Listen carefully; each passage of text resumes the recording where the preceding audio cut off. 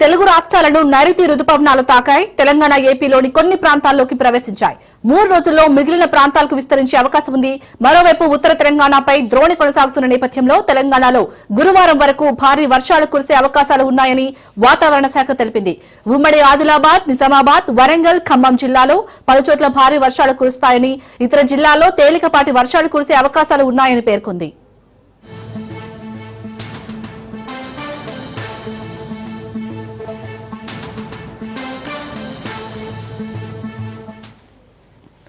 రాయలసీమ, దక్షిణ తెలంగాణను రుతుపవనాలు తాకాయి. గత ఏడాది కంటే 7 రోజుల ముందుగానే రుతుపవనాలు వచ్చాయి. అల్పపీడన ప్రభావంతో చురుగ్గా రుతుపవనాలు కదులుతున్నాయి. 3 రోజుల్లో తెలుగు రాష్ట్రాల్లో విస్తరించే అవకాశం ఉంది.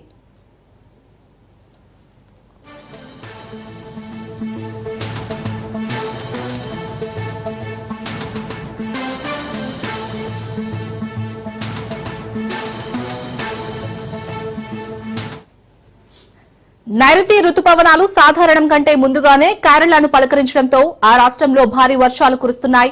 ఈదురుగాలులు బీభత్సం సృష్టించాయి. దీంతో వయనాడ్లోని కొన్ని ప్రాంతాల్లో ప్రజలు ఇబ్బందులు పడుతున్నారు. ఫలితంగా రాష్ట్రంలోని 11 జిల్లాలకు ఐఎండీ రెడ్ అలర్ట్ జారీ అయింది.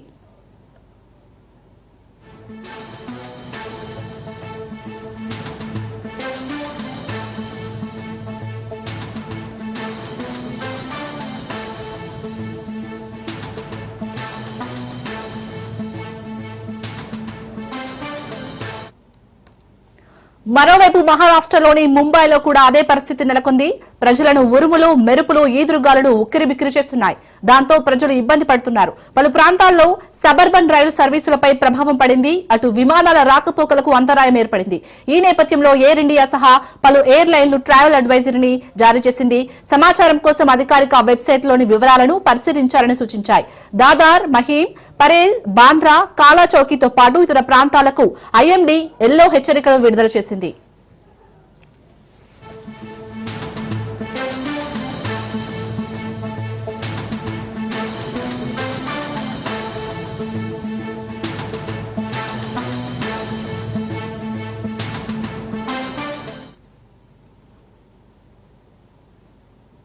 ఇక రేపు బంగాళాఖాతంలో అల్పపీడనం ఏర్పడే అవకాశం ఉంది. ఏపీలో మోస్తారు నుంచి భారీ వర్షాలు పడే అవకాశం ఉన్నట్టుగా తెలుస్తుంది. అలాగే తమిళనాడులో అయితే భారీ వర్షాలు కురుస్తున్నాయి. ఇక దీనికి సంబంధించి పూర్తి డీటెయిల్స్ మా ప్రతినిధి మహేందర్ అందిస్తారు. మహేందర్, ఇంకా 4 రోజుల పాటు తెలంగాణలో అయితే భారీ వర్షాలు కురిసే ఛాన్స్ ఉన్నదని చెప్తోంది. అప్డేట్స్ ఏంటి? రాష్ట్రంలో నైరుతి రుతుపవనాలు రావడానికి అవకాశం ఉన్నట్టుగా వాతావరణ శాఖ అయితే వెల్లడించింది. మే చివరిలో లేదా జూన్ మొదటి వారంలో నైరుతి రుతుపవనాలు వచ్చే అవకాశం ఉన్నట్టుగా కూడా వాతావరణ శాఖ తెలుపుతుంది.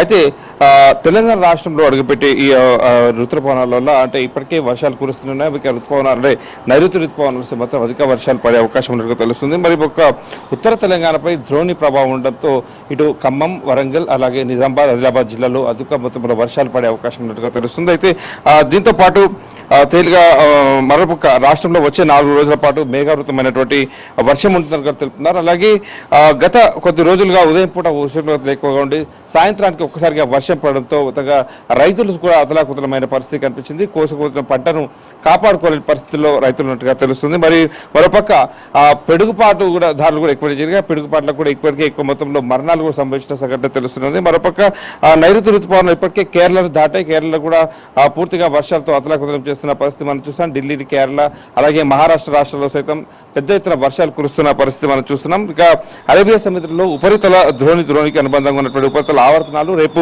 బంగాళాఖాతంలో అల్పపీడనంలో ఏర్పడే అవకాశం ఉన్నట్టుగా తెలుస్తుంది. దీంతో ఆంధ్రప్రదేశ్లో మోస్తారు నుంచి భారీ వర్షాలు పడే అవకాశం ఉన్నట్టుగా కూడా వాతావరణ శాఖ తెలుపుతుంది. ఇటు తమిళనాడులో నీలగిరి వర్షాలు, నీలగిరి జిల్లాలో కుండపోత వర్షం, అలాగే పలు చోట్ల ఇళ్లపై విరిగిపోయిన భారీ వృక్షాలు, అయితే బాలుడు సహా 3 మృతి చెందిన విషయాలు ఇవన్నీ కూడా మనం చూస్తూనే ఉన్నాం తమిళనాడులో. ఇక కేరళలో భారీ వర్షాలు అయితే మనం చూస్తున్నాం. 11 జిల్లాలకు ఇప్పటికీ కేరళలో రెడ్ అలర్ట్ కూడా ప్రకటించిన విషయాన్ని మనం చూస్తున్నాం. మరోపక్క కేరళలో 3 జిల్లాలకు ఆరెంజ్ అలర్ట్ కూడా జారీ చేశారు.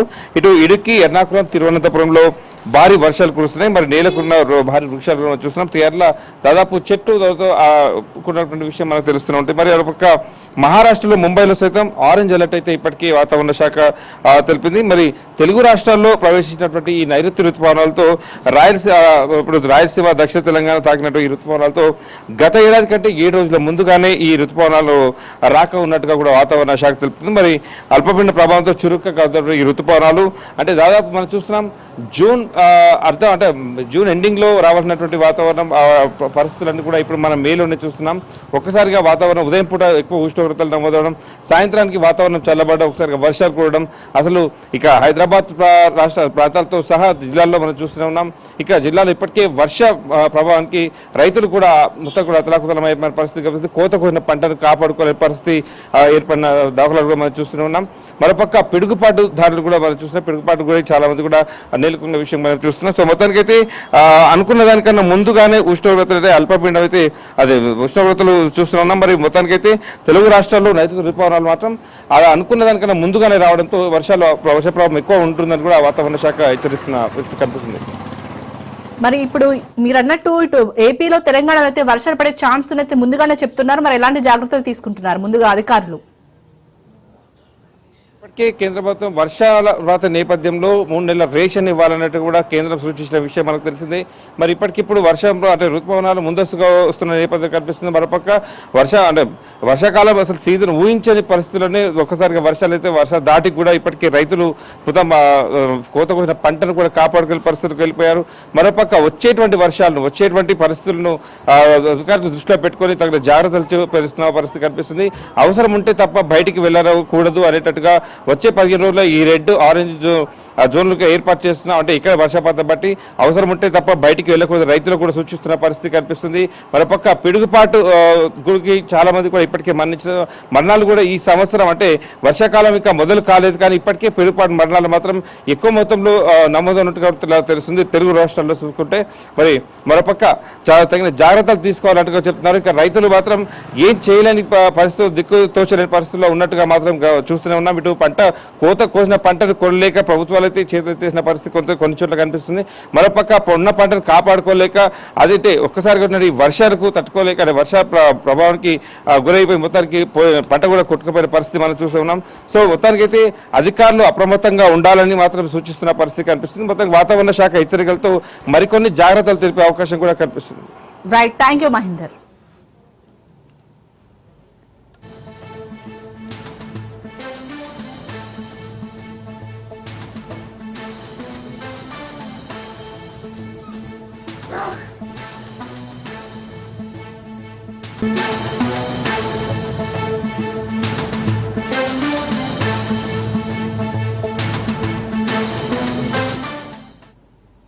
రేపే కడప వేదికగా టీడీపీ మహానాడు జరగనుంది. 3 రోజుల పాటు టీడీపీ మహానాడు జరగనుంది. ఇవాళ సాయంత్రం కడపకు టీడీపీ అధినేత చంద్రబాబు, యువనేత నారా లోకేష్ వెళ్లనున్నారు. 3 రోజుల పాటు కడపలోనే చంద్రబాబు ఉండనున్నారు.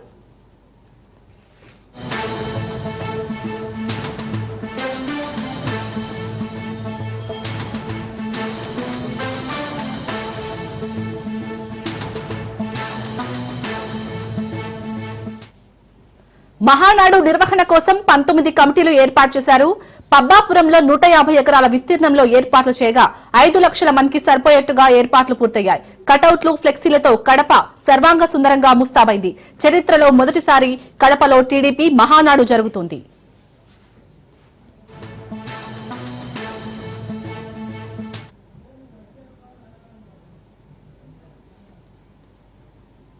దేశం పార్టీ వచ్చిన తర్వాత మరి 1982లో పార్టీ ఆవిర్భించిన కాడి నుంచి గిరిజన ప్రజలంటే ఎంతో ఆప్యాయత, అభిమానం.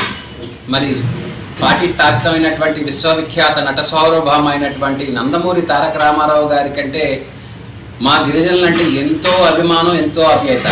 మరి అప్పుడు చింతపల్లి నియోజకవర్గం అని, పాడే నియోజకవర్గం అని, అరకు నియోజకవర్గం అని అప్పటి నుంచి గిరిజన ప్రజల పట్ల ఎంతో ఆప్యాయత చూపించి మరి చక్కగా మాకంటూ ఒక 50 పడకల హాస్పిటల్ కానీ, మన పాలిటెక్నిక్ కాలేజ్ కానీ, లేకపోతే అరకులో సంబంధించినటువంటి జూనియర్ కాలేజ్ కానీ, చింతపల్లిలో సంబంధించిన జూనియర్ కాలేజ్ కానీ అనేకమైనటువంటి అంగన్వాడీ స్కూల్స్, అలాగే ఆశా వర్కర్లు, అలాగే డిఏసి స్పెషల్ డిఏసి తీసిన చరిత్ర తెలుగుదేశం పార్టీ అయినటువంటి ఆ ఘనత మన అన్న ఎన్టీఆర్ గారు, ఆ తర్వాత మరో ఘనత మన ప్రస్తుత ముఖ్యమంత్రి అయినటువంటి నారా చంద్రబాబు నాయుడు గారు ఇవన్నీ కూడా డెవలప్ చేయడం జరిగింది. మరి ఇటువంటి తరుణంలో మన తెలుగుదేశం పార్టీ మన పాడేరు నియోజకవర్గం, అరకు నియోజకవర్గం అందరూ కూడా ఐకమత్యమై రేపు రానున్న మన రేపు 27, 28, 29లోని మహానాడిని సక్సెస్ఫుల్గా చేయాలని మనం ఉన్నటువంటి గిరిజనులందరూ కూడా ఐకమత్యమై చక్కగా తెలుగుదేశం పార్టీ పసుపు జెండా పండగ కన్నుల విందుగా మనం చేసుకోవాలని ప్రజలందరినీ కోరుచున్నాం. తెలుగుదేశం పార్టీ రాష్ట్ర కార్యదర్శిగా విధులు నిర్వహిస్తున్నాను నేను. మరి తెలుగుదేశం పార్టీ పాడేరు నియోజకవర్గం కుటుంబ సభ్యులకు తెలియజేసింది ఏమనగా, మరి రేపు జరగబోయే 27, 28, 29 మహానాడిని మన పాడేరు నియోజకవర్గం తెలుగుదేశం పార్టీ నాయకులు, కార్యకర్తలందరూ కూడా జయప్రదం చేస్తారని కోరుచున్నాం. మరి గత సంవత్సరంలో మహానాడు చేసుకుందామంటే మరి ఎలక్షన్ టైం కాబట్టి జరగలేదు. ఆ ముందు ఒంగోలులో జరిగింది 2023లో. మరి ఈ సంవత్సరం మరి మహానాడు దిగ్విజయంగా కడప జిల్లాలో నిర్వహిస్తున్నారు కాబట్టి ప్రతి ఒక్కరు కూడాను మరి చక్కగా ఈ మహానాడు కార్యక్రమానికి వచ్చి విజయవంతం చేస్తారని పాడేరు నియోజకవర్గం 5 మండలాల నాయకులు, కార్యకర్తలందరికీ తెలియజేస్తున్నాం.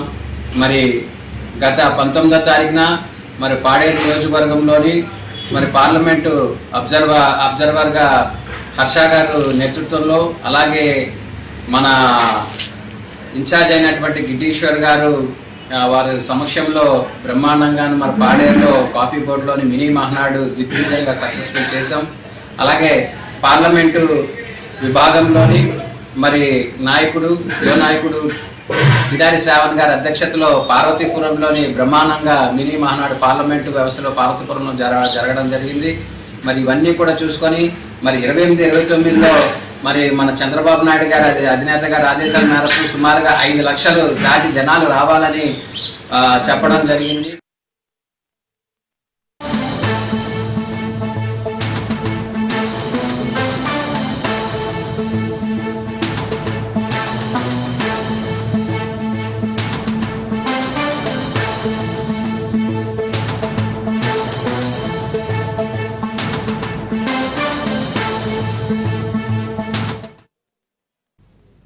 బ్రేకింగ్ న్యూస్ చూస్తున్నాం. సంగారెడ్డి జిల్లాలో జీలుగు విత్తనాల కోసం రైతులు బారులు తీరారు.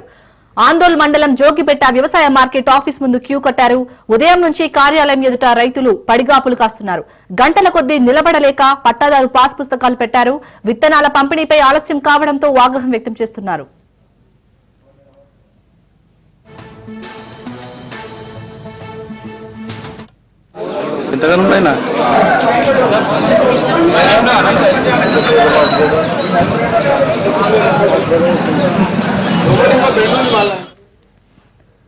సంగారెడ్డి జిల్లాలో జీలుగు విత్తనాల కోసం రైతులు బారులు తీరారు.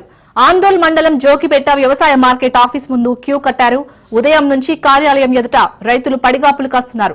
గంటల కొద్దీ నిలబడలేక పట్టాదారు పాస్ పుస్తకాలు పెట్టారు. విత్తనాల పంపిణీపై ఆలస్యం కావడంతో ఆగ్రహం వ్యక్తం చేస్తున్నారు. ఇక ఇదే అంశానికి సంబంధించి పూర్తి డీటెయిల్స్ మా ప్రతినిధి రాజు అందిస్తారు. రాజు, అసలు విత్తనాల పంపిణీ ఎందుకు ఆలస్యం అవుతుంది? అప్డేట్స్ ఏంటి? Thank you. ఆందోళన మండలం జోగిపేటకు సంబంధించినటువంటి మార్కెట్ యార్డ్ వద్ద రైతులు ఉదయం 5 గంటల నుంచి బారులు తీరాలు, పట్టా పాస్బుక్లు, జిరాక్స్ కార్డు అన్ని తీసుకొని బారులు తీరిన సంఘటన మనం చూస్తున్నాం. మొత్తానికి వ్యవసాయాధికారులు ముందే తీర్చకపోవడంతో వర్షాలు ఈ సంవత్సరం కొద్దిగా ముందుకు రావడంతో వ్యవసాయాధికారులు కూడా పూర్తి స్థాయిలో విత్తనాలు సమకూర్చకపోవడంతో రైతులు ఆందోళన పెంచు మాకు అందుతాయో అన్న ఆలోచనతోని ఉదయం 5 గంటల నుంచి జిరాక్స్ కాపీలు పట్టుకొని పట్టా పాస్బుక్లు పట్టుకొని ఆ క్యూలను నిలబడే పరిస్థితి కనిపిస్తుంది. క్యూలైన్ లో కొంతమంది చెప్పులు పెట్టి ఉదయం నుంచి బారులు తిరగా, మరి కొంతమంది అయితే లైన్ లో ఉండి బారులు తిరారు. అందరూ కూడా మాకు అంతా అందో అన్న ఆందోళన అయితే చెందుతా ఉన్నారు. కానీ రైతులు అధికారులు మాత్రం ఖచ్చితంగా ప్రతి ఒక్కరికి జీలుగు విత్తనాలు అందిస్తాం, ఈసారి వర్షాలు కొద్దిగా ముందుకు వచ్చినాయి కాబట్టి రైతులు ఎట్టి పరిస్థితుల్లో ఆందోళన చెందొద్దు, ఖచ్చితంగా ప్రతి ఒక్క రైతుకు అందించే ప్రయత్నం చేస్తామని చెప్పి అధికారులు చెప్పినప్పటికీ రైతులు మాత్రం అధికారుల మాటల తర్వాత షాపు యజమానుల మాటలు నమ్మడం లేదు. ఎట్టి పరిస్థితుల్లో మాకు అందాలని చెప్పి కొద్దిగా ఉత్సాహంతో ముందుకు పోయిన పరిస్థితి కనిపిస్తా ఉంది. అయితే అధికారులు ఖచ్చితంగా మేము ఈ రోని లోపల మేము అందరికీ అందిస్తామని చెప్పి చెప్పిన పరిస్థితి కనిపిస్తా ఉంది. రాజు, మరి ఇప్పటి వరకు కొంతమంది రైతులకైనా ఈ జీలుగు విత్తనాలు అందాయా? ఉదయం 5 నుంచి మొదలు పెడితే కొంతమందికి మాత్రమే అందా. ఎందుకంటే అక్కడ ఆందోళన తర్వాత చెదురుమూరు గదులు నడుస్తా ఉన్నాయి. రైతులు ఒకరిపై ఒకరు నెట్టేసుకుంటూ లైన్ లో క్యూలో ఉన్నటువంటి పరిస్థితి కనిపిస్తా ఉంది. అధికారులు దానికి సంబంధించిన పూర్తి స్థాయిలో ఏర్పాటు చేయకపోవడంతో కొంత రైతుల్లో ఆందోళన ఉంది. కొంతమందికి అయితే ముట్టాయి. ఈ ఆందోళన పడిన పరిస్థితుల్లో కొంత దాని షాపును ఆపి విక్రయాన్ని ఆపి కొద్దిగా రైతులకు సంబంధించి ప్రయత్నం అయితే చేస్తా ఉన్నారు. సాయంత్రం వరకు ఈ రోజు రాత్రి వరకు ప్రతి ఒక్క రైతులకు అందించే ప్రయత్నం అయితే చేస్తామని చెప్పి అధికారులు చెప్తా ఉన్నారు. రైతులు అయితే ఆందోళనలో ఉన్నారు పూర్తి స్థాయిలో. రైట్, థ్యాంక్ యూ రాజు.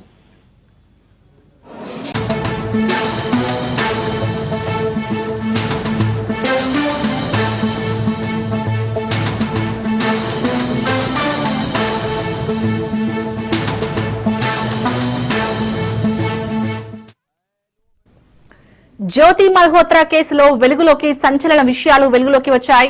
పాక్ వెళ్లినప్పుడు జ్యోతికి రాచమర్యాదలు చేశారు. 6 గన్మెన్స్ తో పాకిస్తాన్ సెక్యూరిటీ ఇచ్చింది. AK-47 గన్స్ తో జ్యోతి మల్హోత్రాకు భద్రత కల్పించారు. స్పానిష్ యూట్యూబర్ వీడియోలో ఈ దృశ్యాలు రికార్డయ్యాయి. అనార్కలి మార్కెట్ లో తిరుగుతూ జ్యోతి వీడియోలు చేసింది. అయితే ఇతర యూట్యూబర్లకు ఎవరికీ సెక్యూరిటీ కల్పించని పాక్ సర్కార్ జ్యోతికి మాత్రమే 6 గన్మెన్స్ ఇచ్చింది. It's your first time in Pakistan? No, about 5 times. 5 times? Yeah. How will you feel about Pakistan? I love it. Pakistan Zindabad. That's great. Do you have to come to India? Have you ever come to India? Yes, I've been to India, yeah. I'm from India. You're from India? Yes. All right, okay. Yeah. What do you think of Pakistan hospitality? Yeah? What do you think of Pakistan hospitality? It's great. Yeah. Absolutely loving. Nice, yes, there. More obvious, I'm from Scotland. Scotland, UK, Scotland. Okay. Yeah. Okay. Just making little...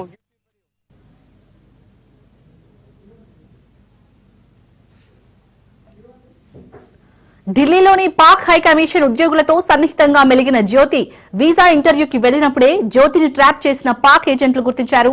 Pakistan కు positive గా జ్యోతి వీడియోలు తీసి post చేసింది. పాక్ లో ఉండగానే ఐఎస్ఐతో deal కుదుర్చుకున్నట్టు అనుమానాలు వ్యక్తం చేస్తున్నారు. భారత్ కు వచ్చాక కూడా ఐఎస్ఐ ఏజెంట్లతో టచ్ లో ఉంది. ఇక జ్యోతి వ్యవహారాన్ని కేంద్రం సీరియస్ గా తీసుకుంది.